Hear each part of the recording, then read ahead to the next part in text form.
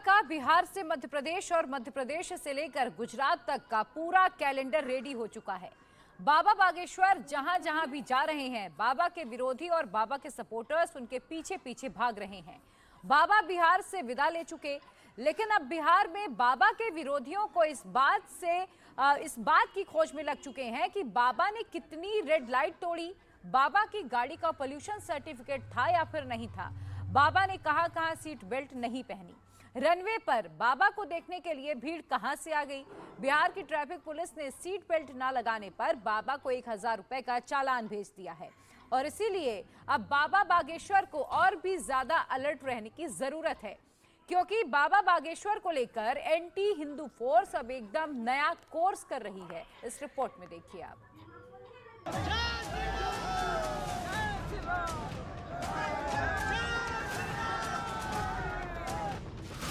बाबा की बिहार से विदाई, रनवे पर भक्तों की भीड़ कैसे आई।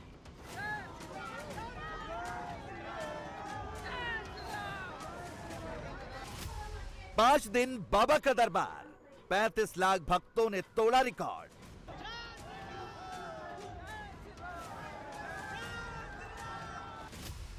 बाबा ने फुल माहौल बनाया, हिंदू राष्ट्र का जय घोष करवाया।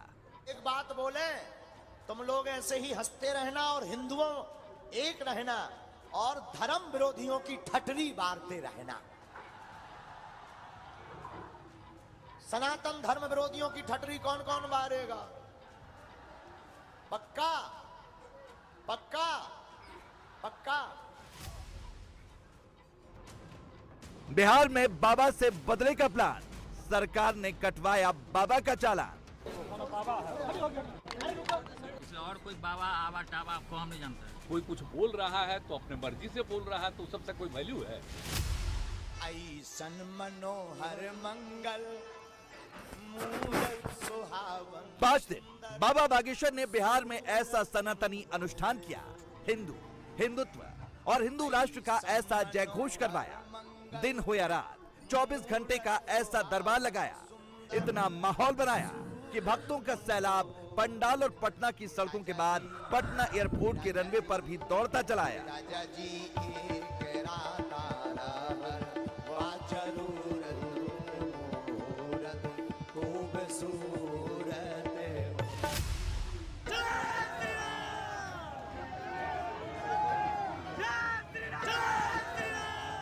किसी संत की एक झलक पाने के लिए भक्तों की ऐसी दीवानगी शायद ही पहले कभी देखी गई होगी।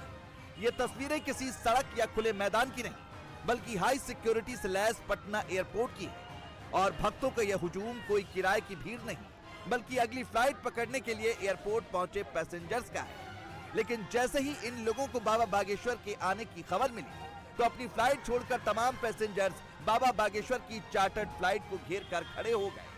हालात ऐसे बने कि बाबा बागेश्वर को अपने ही लिए आए चार्टर प्लेन में चढ़ने के लिए मशक्कत करनी पड़ी। बाबा जैसे तैसे फ्लाइट में चढ़े, मुड़कर भक्तों को आशीर्वाद दिया और पूरा एयरपोर्ट जय श्री राम के नारों से गूंजने लगा।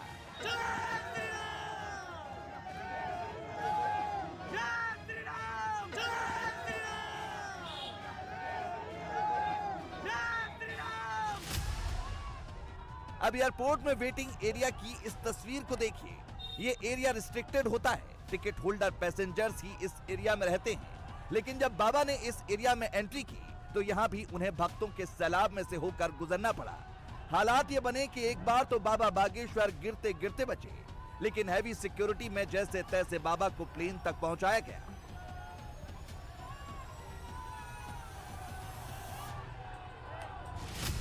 हालांकि पटना सिटी में बाबा की एक झलक पाने के लिए आए 35 लाख भक्तों की भीड़ के आगे एयरपोर्ट पर मौजूद भीड़ ना के बराबर थी। सवाल इस बात का है कि सिटी में भी बाबा की सिक्योरिटी का अरेंजमेंट करने की जिम्मेदारी सरकार की थी और एयरपोर्ट पर भी ये जिम्मा एयरपोर्ट अथॉरिटी का था। लेकिन ये बात भी सच है कि बाबा के भक्तों के आगे पटना में सारे अरेंजमेंट फेल साबित हुए।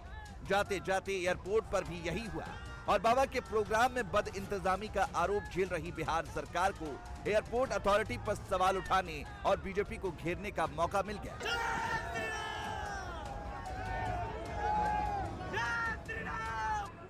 धीरेन्द्र शास्त्री जी के पटना से जाने के क्रम में पटना एयरपोर्ट पर जिस तरह से नियम कानून की धज्जी उड़ाई गई, इसका जवाब पटना एयरपोर्ट अथॉरिटी को देना होगा, नागरिक उड्डयन मंत्रालय को देना होगा, उनके अधिकारियों को। क्या यही नियम और कानून है?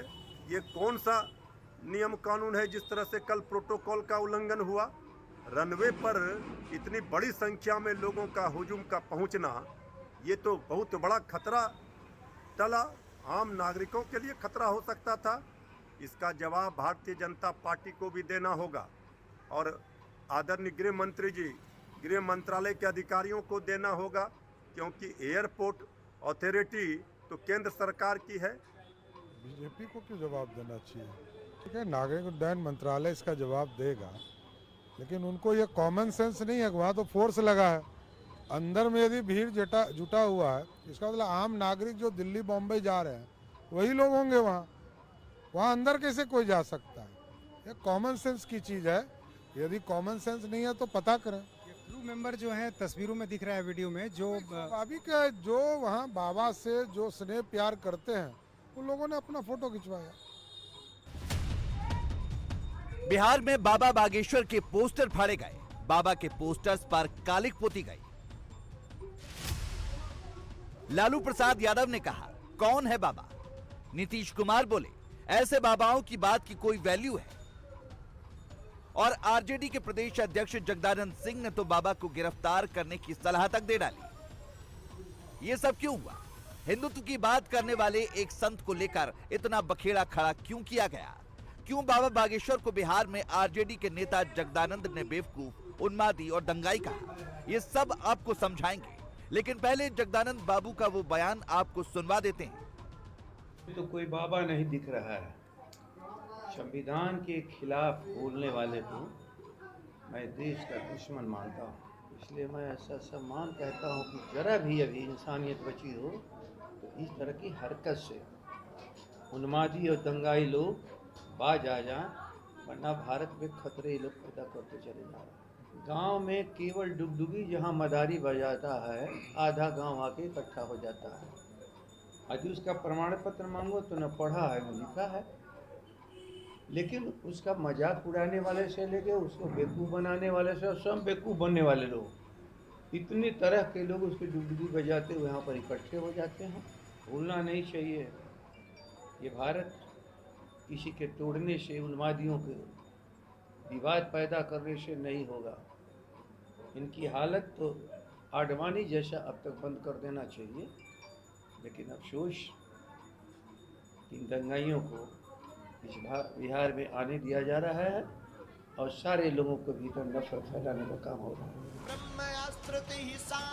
मतलब जिस बाबा को देखने और सुनने के लिए 5 दिन में 35 लाख लोग पटना आए, उसमें आरजेडी को दंगाई दिखाई दिया, उन्मादी दिखाई दिया, बेवकूफ दिखाई दिया।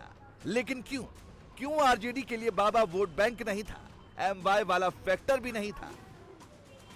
बाबा हिंदुओं से एक होने की बात करते हैं, जातियों से ऊपर उठने की बात करते हैं, सनातन के लिए एकजुट होने का नारा देते हैं, लेकिन ये सब कुछ नीतीश और तेजस्वी की पॉलिटिक्स को सूट नहीं करता। जिसका परिवार एक होता है उसके सातों वार बढ़िया गुजर जाते हैं। और हमारी कथा का सिद्धांत केवल और केवल एक है कि हमारे भारत में जो जातिवाद की खाई है वो मिट जाए और हम सब हिंदू एक हो जाए। बस जब सनातनी एक होंगे, जय जय सीताराम। आज की यह हनुमंत कथा सुनकर आपने अगर प्रतिदिन रामचरितमानस पढ़ना प्रारंभ कर दी तो हम ये कह सकते बिहार को पिछड़ा और बिछड़ा कहने वाले लोगों के मुंह पर तमाचा लग जाएगा। बिहार की 5 करोड़ आबादी मस्तक पर तिलक लगाकर टेम्पू में, स्टेशन पर, नौकरी में, दफ्तर में, ऑफिस में, रेल पर चढ़कर जाने लगेगी। उसी दिन समझना बिहार में राम राज्य की बहार आ गई है। कौन कौन ऐसा चाहता है हो? बोला हो, चाहत बानी हा? पक्का ना? बाबा ने बिहार में लोगों से जातिवाद खत्म करने की बात की, हिंदुओं को एक होने और मस्तक पर तिलक लगाने की अपील की, अगड़ा पिछड़ा दलित सवर्ण करने की जगह सबको एकता का संदेश दिया। लेकिन बदले में बिहार सरकार ने बाबा को चालान थमा दिया। 13 मई की इसी तस्वीर के चलते बाबा बागेश्वर पर 1000 रुपए की चालानी कार्रवाई की गई है। ये तस्वीर उस वक्त की है जब बाबा की गाड़ी को बीजेपी के नेता मनोज तिवारी एयरपोर्ट से ड्राइव करके होटल ले जा रहे थे। बाबा भी मनोज तिवारी के साथ गाड़ी की आगे वाली सीट पर बैठे थे। बस गलती इतनी थी कि बाबा ने सीट बेल्ट नहीं लगाया था, जिसके चलते ट्रैफिक पुलिस ने बाबा को चालान थमाया। हालांकि इस चालानी कार्रवाई पर तो सवाल नहीं उठाया जा सकता, क्योंकि सीट बेल्ट लगाना रूल और सिक्योरिटी दोनों को देखते हुए जरूरी है, लेकिन सवाल इसकी टाइमिंग पर जरूर उठता है।